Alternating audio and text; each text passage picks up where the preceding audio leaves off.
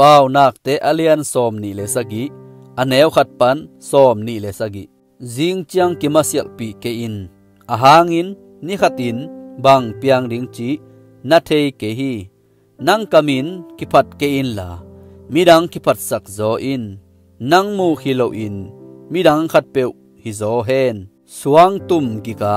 se nel van gik a hi mi hai khat he sang na tua tegel sangin kik zo hi he na gam tata lung so na in hong tuam chi phi hazat na kuan thuak zo ding hiam asim thama I na sangin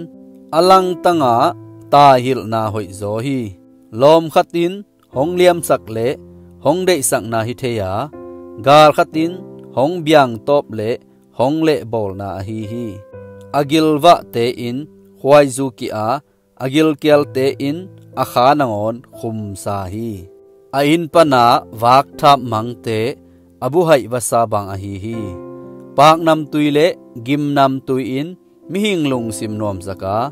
ilom te khat in dei sak taka hong kupi na pan nop na hong phul hi nalom pa mangil ken la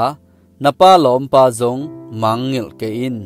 tua siat na in hong wat chiang in na sangam pa ina pai ke in gam la pia sangam pa sangin ikianga in veng pa hoi zo hi katapa o pil in la kalung nuam sakin tua te ke hong sim mo bol te kadong thei ding hi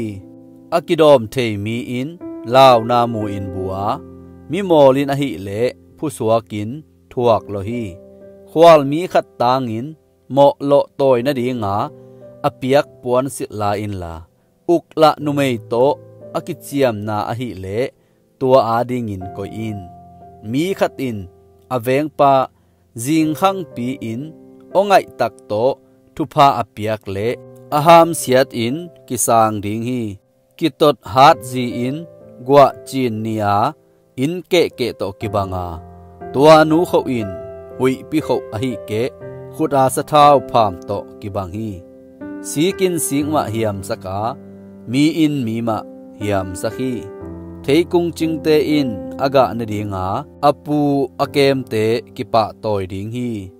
tui in mai tang alen ki wangin mi hing lung simin ami ma leng ki hi si na le suksiat na te in phazo sa khun nei lawa mi hing mi zong tua chi hi sik hwan tuina a ngun pum meya kham ki zeta mi hinga hi le anga phat na pan ki ze thi an suk bangin mi hai khat suma nasuk hangin ahai na nakol sak ke ding hi natu honte omzia hoi takin the in la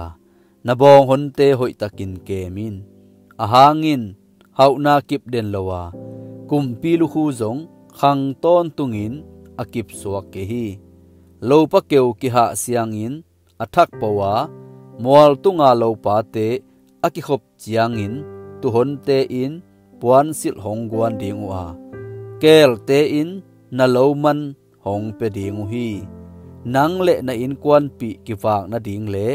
na na sem nu mei no te kham ding in kel noi tampi na nei ding hi